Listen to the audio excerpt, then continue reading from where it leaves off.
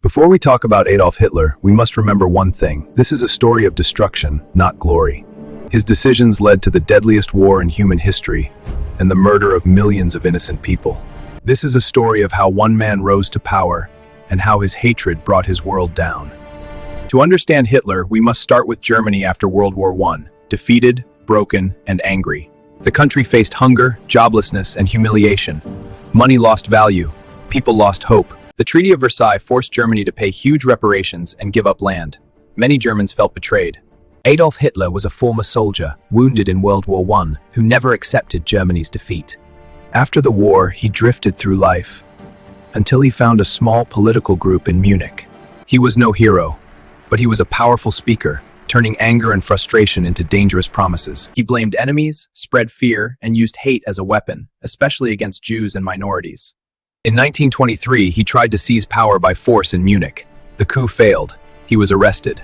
In prison, he wrote his ideas and plans in a book called Mein Kampf, full of racism and extremist views. After his release, he changed tactics. He would not attack the system from outside, but from inside. The Nazi Party grew slowly, turning Germany's pain into support for radical extremist politics. Then came the Great Depression in 1929. The economy collapsed again.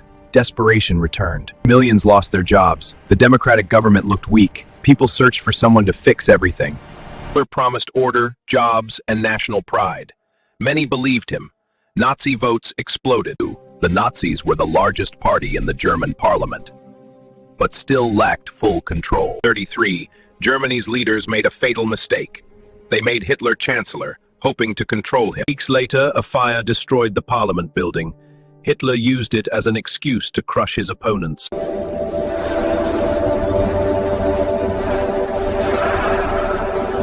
Soon, Parliament gave him almost unlimited power. German democracy died from the inside. Hitler had combined the roles of chancellor and president.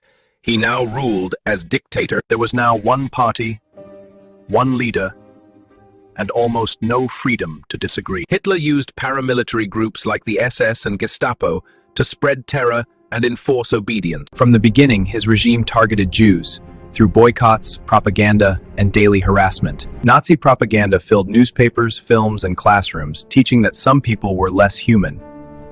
In 1935, the Nuremberg Laws stripped Jews of citizenship and basic rights. At the same time, Hitler rebuilt the army, ignoring international treaties and preparing for war. Step by step, he took land, the Rhineland, then Austria, then parts of Czechoslovakia. Other leaders tried to avoid war, giving him territory in the hope that he would stop. He didn't. In 1939, after a secret deal with the Soviet Union, Hitler invaded Poland. World War II began. German blitzkrieg tactics smashed through defenses. Country after country fell with terrifying speed. Within months, most of Western Europe was under Nazi control. Hitler seemed unstoppable. He tried to bomb Britain into surrender, but Britain held on, refusing to give in. In 1941, he made a catastrophic decision to invade the Soviet Union, opening a massive new front. Millions of soldiers and civilians died in brutal fighting on the Eastern Front. Behind the lines, Nazi policies against Jews and other groups turned into systematic murder. Camps were built across Europe, where millions were deported, imprisoned, and killed simply for who they were. This genocide, known as the Holocaust, was one of the greatest crimes in human history. Hitler believed his empire would last 1,000 years, but his own decisions were leading to defeat. The Soviet Union pushed back from the east. The United States and allies attacked from the west. German cities were bombed heavily. The war he started now came home to his own people. At battles like Stalingrad, entire German armies were destroyed. The myth of Nazi invincibility collapsed. By 1945, Hitler was hiding in an underground bunker in Berlin as Soviet forces closed in. Outside, the city burned. Inside, his inner circle argued, denied reality, and waited for the end. On April 30th, 1945, Adolf Hitler killed himself in the bunker. The dictator died in the ruins he created. Days later, Germany surrendered. The war in Europe was over, but the destruction remained. The world slowly discovered the full horror of Nazi crimes, the camps, the mass graves, the human cost. Many top Nazi leaders were tried at Nuremberg for war crimes and crimes against humanity. Hitler's story is not one of greatness. It is a warning about power, hatred, and blind obedience.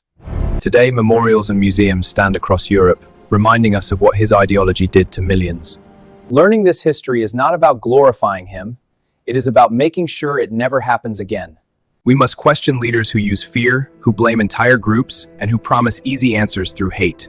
The opposite of his vision is a world where differences exist, but human life is respected.